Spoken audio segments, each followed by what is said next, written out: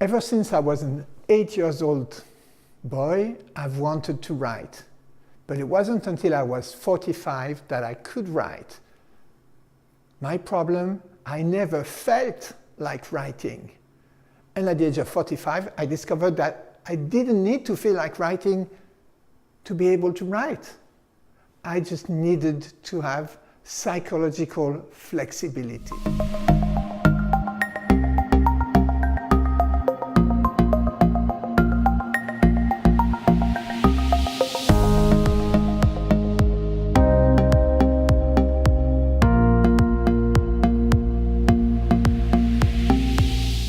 What's psychological flexibility? Well, psychological flexibility is the ability to do what matters no matter what. And writing happens to matter for me. And now, about 10 years later, I've written about 8 books. I write almost every day, and I still never feel like writing. So you might kind of wonder how it's possible to write without feeling like writing.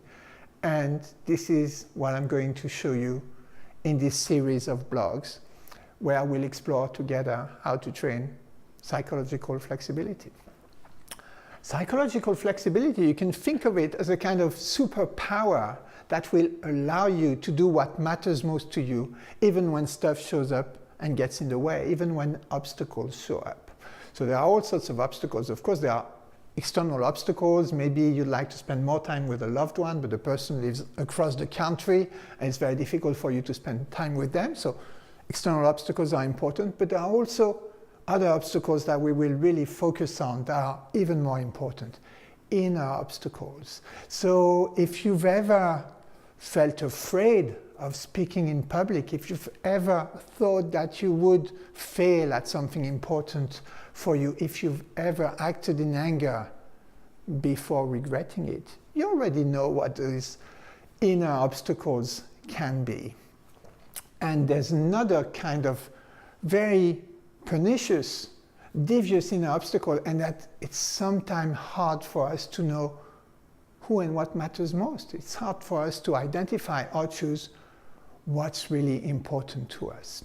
So in this series of blogs, we are going to explore how to identify what matters most to you and how to meet those inner obstacles in such a way that it will become easier for you to do what matters, even in their presence. And strangely enough, the best way to deal with those inner obstacles isn't to avoid them, isn't to confront them, isn't even to try to change them in any way. It's more about learning to notice them in a very particular way, in a way that simply makes it easier to do what matters no matter what. And this way, psychological flexibility, is what we're going to explore through these 52 blogs that are based on this set of cards that I've recently developed. So every week, I will give you a noticing exercise. And these exercises are very particular because you know what? You don't have to do them. I'm never going to tell you what to do, what not to do. I'm only going to invite you to notice things. And you can either notice that you notice these things or notice that you didn't do the noticing exercise. Doesn't matter. In either case, you will learn and you will become more psychologically flexible. So I hope you will join me on this journey of discovery. And let's go.